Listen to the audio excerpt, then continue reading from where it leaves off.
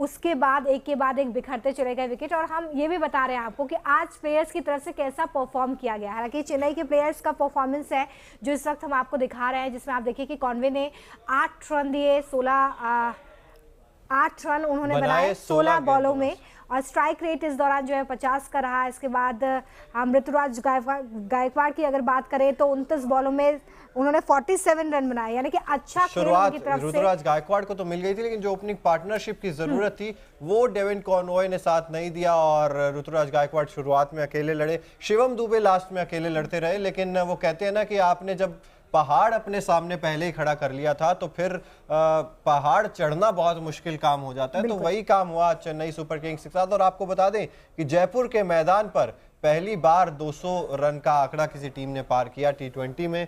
तो ये तो आपके गेंदबाजों ने मतलब हरवा दिया था पहले ही। बिल्कुल। और चिराग, आप इसको दो तरीके से देख सकते हो। पहली चीज ये कि अगर आप पावर प्ले की बात करें, जो CSK और RR ने जो स्टार्ट दिया है, उन्होंने फर्स्ट 6 ओवर में पावर प्ले का सबसे अच्छा यूज किया, उन्होंने 62 बनाए हैं। वहीं CSK ने सिर्फ 42 बनाए हैं। रोमिता, आप ये दोनों में अंतर देख सकते हैं। आई थिंक ये सबसे बड़ा डिफरेंस है, क्योंकि यशस्वी जायसवाल ने आज जो बैटिंग की है, मजा आ गया बैटिंग देखकर। बिल्कुल। मैं शिवम दुबे का भी जिक्र यहाँ पर करना चाहूँगी। उनकी तरफ से भी आज जिस तरह की क्रिकेट खेली गई वो ज़ाहिर तौर पर बहुत ही काबिले तारीफ है। सिर्फ 33 गेंदों में 52 रन उनकी तरफ से बनाए गए हैं। हालांकि उनकी ये पारी जो है वो किसी काम नहीं आ सकी, लेकिन फिर भी एज अ प्लेयर, और देखिए आर अश्विन की भी तारीफ करनी होगी। उन्होंने उस समय में विकेट निकाल कर दिए जब वो मतलब सबसे ज्यादा टीम को मजबूत कर सकते थे। 33 रन दिए, 4 ओवर डाले, 2 विकेट उन्होंने ले लिए। और वो दोनों विकेट लिए एक ही ओवर में, लगातार वो 2 विकेट्स निकाल लिए थे रविचंद्रन अश्विन ने। और वहां से फिर चेन्नई सुपर किंग्स मुश्किल में घिरती हुई तो नजर आ ही रही थी। और उसके बाद तो वो कहते हैं कि और ज्यादा कठिन हो गया था। संदीप शर्मा, यार कितनी तारीफ करे इस खिलाड़ी की। अब तो मतलब इतना लगातार कंसिस्टेंटली अच्छा परफॉर्म कर रहे हैं। 4 ओवर में 24 रन इन्होंने सिर्फ दिए हैं, विकेट नहीं मिला, लेकिन आप एक तरफ से प्रेशर बनाए हुए थे चेन्नई के ऊपर। प्रेशर क्योंकि आज डेवन कॉनवे को उन्होंने बांध के रखा था, ज्यादा रूम नहीं दिया था, अच्छी लेंथ पर गेंद की थी। और कॉनवे हालांकि पता नहीं आज डरे डरे से दिखाई दिए आज, क्योंकि वो जो शॉट खेलते हैं उनका वैसा नेचुरल उनका अंदाज नहीं दिखाई दिया। सिर्फ 16 गेंदों पर सिर्फ 8 रन बना सके, और उनको कॉनवे वैसा आज खेले नहीं जिस तरीके की उनकी उम्मीद थी। हो सकता था कि अटैकिंग क्रिकेट खेलेंगे, चेन्नई को अच्छा स्टार्ट देंगे, लेकिन बैक टू बैक उन्होंने 4 सेंचुरीज बनाई थी, अच्छा स्टार्ट देते थे, लेकिन इस बार वो ऐसा स्टार्ट नहीं दे पाए। हालांकि ऋतुराज गायकवाड़ ने 47 फ्रॉम 29 बॉल में बनाए, लेकिन वो 47 काफ़ी नहीं थे, क्योंकि आपको टारगेट 203 का था आपके सामने। लेकिन तारीफ करनी पड़ेगी संदीप शर्मा की, जिस तरीके से उन्होंने बॉलिंग की, सिर्फ 4 ओवर में सिर्फ 24 रन दिए हैं। काबिले तारीफ है गेंदबाजी, बिल्कुल काबिले तारीफ। और आज अजिंक्य रहाणे का भी बल्ला नहीं चला, ये भी लगातार परफॉर्म कर रहे थे। अंबती रायडू को क्या हो गया इस सीजन? मतलब एक समय अंबती सब जगह होता था, और लेकिन अब इस सीजन में तो परफॉर्म कर ही नहीं पा रहे हैं। आज भी आए हैं और वो इंटेंट ही नजर नहीं आ रहे। देखिए, ये जाहिर तौर पे देखना होगा। कुछ ऐसे प्लेयर्स हैं जो अच्छा परफॉर्म करते आए हैं पिछले सीजन्स में, लेकिन इस सीजन में उनका बल्ला नहीं चल रहा है। मोइन अली की बात करें अगर, तो देखिए 23 रन उन्होंने बनाए, 12 बॉल्स का सामना किया। और हालांकि जो शुरुआत है वो मैं कहूँगी कि सुस्त और संभली दोनों हुई थी, लेकिन रनों में वो तब्दील नहीं हो पाई, क्योंकि एक लंबी साझेदारी किसी के बीच में हम नहीं देख पाए, जिसकी वजह से CSK को आज हार का सामना करना पड़ा है। और ऐसे में अब राजस्थान रॉयल्स की भी अगर बात करें तो देखिए बॉलिंग तो मजबूत रही ही है, लेकिन बैटिंग में भी अगर हम बात करें राजस्थान के, तो यशस्वी जायसवाल अच्छा क्रिकेट बिल्कुल उनकी तरफ से खेला गया है आज। और मैं वैसे ज़्यादा उनको देखती नहीं हूँ, लेकिन आज जिस तरीके से उन्होंने क्रिकेट खेली है वो बहुत अच्छी है। और सिर्फ 43 गेंदों में उन्होंने 77 रन बना दिए हैं, तो उनकी तारीफ करनी होगी। जोस बटलर को लेकर क्या कहेंगे आप? जोस बटलर मुझे लग रहा है अभी थोड़ा कल हम उनको लेकर बात कर रहे थे कि वो अच्छा परफॉर्म कर सकते हैं। बिल्कुल लग रहा है जॉस बटलर का थोड़ा सा ध्यान भटक चुका है, लेकिन यशस्वी जायसवाल ने जिस तरीके की बल्लेबाजी की मोनू, वो एक बहुत आसान लग रहा था इनके लिए शॉट्स खेलना। ऐसे लग रहा था कि pure timing, pure class, risky shots ज्यादा नहीं खेले, लेकिन फिर भी अपनी टीम के लिए वो कर गए जो मतलब चेन्नई की टीम से आप उम्मीद कर ही नहीं पा रहे थे किसी से। बिल्कुल। और यशस्वी जायसवाल मुझे ऐसा लगता है कि ड्रेसिंग रूम से ही वो प्रिपेयर होकर आए थे। उनका जो एग्रेसिव माइंडसेट था, उन्होंने जिस तरीके का अटैकिंग क्रिकेट खेली, उन्होंने पूरा डोमिनेट किया इनिंग को। 77 फ्रॉम 47 और 26 बॉल में 50 बना दी उन्होंने। बड़ी आउटस्टैंडिंग नॉक खेली उन्होंने ये, और तभी उन्होंने पूरा मैच बदल दिया था। अच्छा, संजू सैमसन को भी याद देखना होगा, क्या वो प्रिपेयर नहीं थे उतने, सिर्फ 17, वो भी 17 बॉल में 17 बॉल में 17 रन को स्टार्ट मिला था, अब उसको कैपिटलाइज नहीं कर पाए, वो थोड़ा सा इनिंग को पेस नहीं कर पाए। लेकिन मोनू ये स्टार्ट नहीं है ना, ये आपने 17 गेंद खेली, एक ही चौका आपने लगाया, ये तो आप अपने आप को बांधते हैं ना एक तरीके से।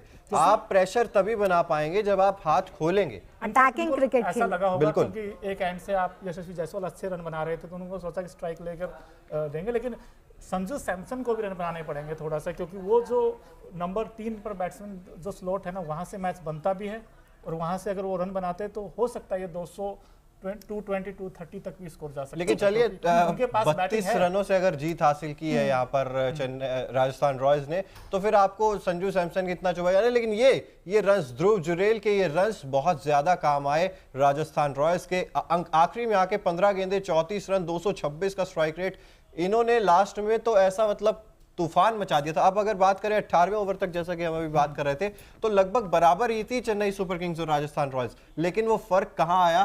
ध्रुव जुरेल की इस पारी से। और देखिए, हर बार हम ये देखते भी हैं, कई बार जो मैच का टर्निंग पॉइंट होता है या जो मैच का विनिंग फैक्टर होता है, वो वही आखिरी ओवर में दिए गए या बनाए गए रन्स होते हैं जो बाद में जाके भारी पड़ जाते हैं थोड़े से। और शायद आज यही हुआ है जिसकी वजह से इतना बड़ा फासला है, पहले 3 और अब 32 रनों से हार का सामना सीएसके को करना पड़ा है। लेकिन कल मैं आप दोनों से ही पूछ रही हूँ, कल हम बात कर रहे थे कैप्टन कूल की रणनीति में कहाँ थोड़ी सी कमी रह गई। कमी यही रह गई, खुद ऊपर क्यों नहीं आ रहे? मेरे तो इस समझ से परे है ये चीज की, मतलब बल्लेबाजी करने आते ये भी धोनी की एक रणनीति है कि नहीं, जो बाकी प्लेयर्स है उन्हें मौका दिया जाए, क्योंकि हमने कई बार उनकी इस रणनीति को देखा है इंडियन टीम में भी।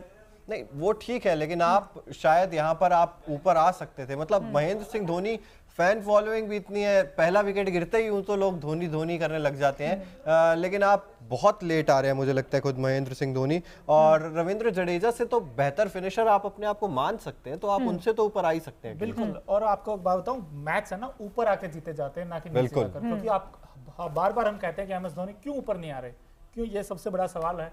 आई थिंक इसका जवाब या तो टीम मैनेजमेंट दे सकती है या उनका जो थिंक टैंक है वो दे सकता है। लेकिन फैंस भी तो धोनी की जो दरकार है वो तभी करते हैं जब कोई ऐसी सिचुएशन आ जाए जहां पर हम ये बोल सके कि अनहोनी को होनी कर दे धोनी। हाँ बिल्कुल, वो क्या वो गेम को डीप लेकर जाते हैं, हम सब मानते हैं, लेकिन यहाँ पर तो डीप गेम गया ही नहीं। आपको आखिरी ओवर में इतने ज्यादा रन चाहिए, 32 रनों से आप हार गए।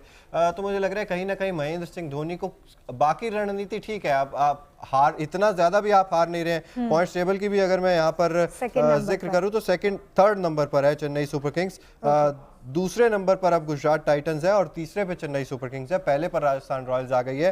तो आप तीसरे नंबर पर ही है ना। आपने मुकाबले तो 8 में से 5 मुकाबले तो आपने जीत लिए हैं, तो ऐसा नहीं है कि रणनीति पूरी बहुत ज्यादा खराब है, लेकिन मुझे लगता है थोड़ा सा ऊपर आना चाहिए। और आज तो गेंदबाजों ने जो रन खाए हैं चेन्नई सुपर किंग्स के लिए, वही बहुत बड़ा मैं कहूंगा कि नेगेटिव पॉइंट चला गया था। 4 ओवर 42 रन तुषार देशपांडे ने खर्च किए, 4 ओवर में 48 रन पथिराना ने खर्च किए, और पथिराना तो यार बहुत शानदार टच में नजर आ रहे थे, आज तो सभी ने पिटाई कर दी उनकी। देखिए, हर किसी का हर दिन हो नहीं सकता, लेकिन तुषार देशपांडे और पथिराना दोनों आपके फ्रंट लाइन गेंदबाज हैं, अगर मार खाते हैं तो दैट्स वाई जो स्कोर है 200 बन गया। अच्छा, बट आपने आज आई थिंक रोमिता जी, हमें तिवारी जो तारीफ करनी चाहिए वो हमें आज एडम जैम्पा की भी करनी चाहिए, क्योंकि वो उनको वापस लेकर आए चिराग सर, और उन्होंने क्या बॉलिंग 3 विकेट, 3 ओवर 22 रन और 3 विकेट, तीनों क्रूशियल विकेट निकाले उन्होंने, और वहीं से मैच बदल गया पूरा का पूरा।